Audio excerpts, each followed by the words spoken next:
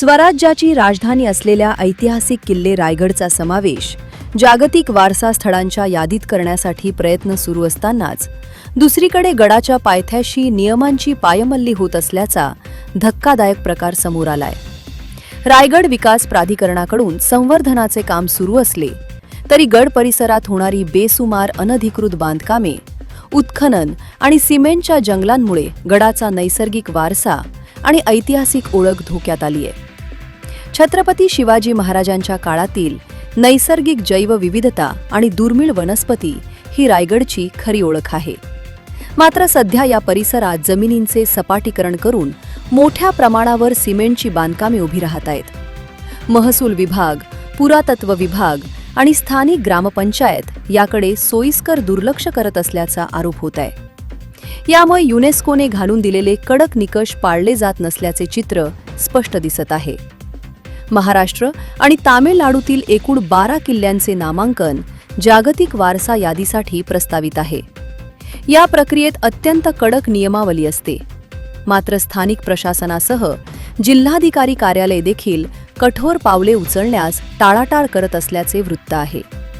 विशेष म्हणजे गड परिसरात अनेक राजकीय धनदांडग्यांनी जमिनी खरेदी केल्या असून कोणत्याही परवानगीशिवाय बांधकामांचा सपाटा लावला आहे।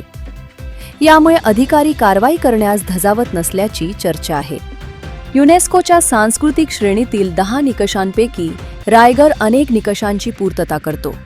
मात्र ही प्रक्रिया अत्यंत काटेकोर आणि शिस्तबद्ध असते। कन्झर्वेशन आर्किटेक्ट सोनल चिटणीस करंजीकर यांच्या मते रायगड हा जागतिक वारसा ठरण्यासाठी प्रबळ दावेदार आहे, पण त्यासाठी प्रशासकीय इच्छाशक्ती आणि नियमांचे पालन आवश्यक आहे। सद्यस्थितीत पाचाड, हिरकणीवाडी आणि छत्री निजामपूर या ग्रामपंचायत हद्दीत विनापरवाना बांधकामे जोरात सुरू आहेत। जर नियमांचे उल्लंघन सुरूच राहिले तर रायगडचे जागतिक वारसा यादीतील नामांकन नाकारले जाऊ शकते। अनधिकृत उत्खननामुळे शिवकालीन ऐतिहासिक पुरावे कायमचे नष्ट होण्याची भीती तज्ज्ञांनी व्यक्त केली आहे। तसेच जागतिक वारसा दर्जा मिळाल्यास आंतरराष्ट्रीय पर्यटक वाढतील, मात्र निकष न पाळल्यास या संधीवर पाणी फिरेल। युनेस्कोच्या करारावर स्वाक्षरी करताना प्रत्येक देश ऐतिहासिक संपत्ती जतनाचे वचन देतो। रायगडवर शास्त्रशुद्ध पद्धतीने उत्खनन आणि संवर्धन झाल्यास युरोपातील किल्ल्यांप्रमाणे नवीन ऐतिहासिक स्तर जगासमोर येतील।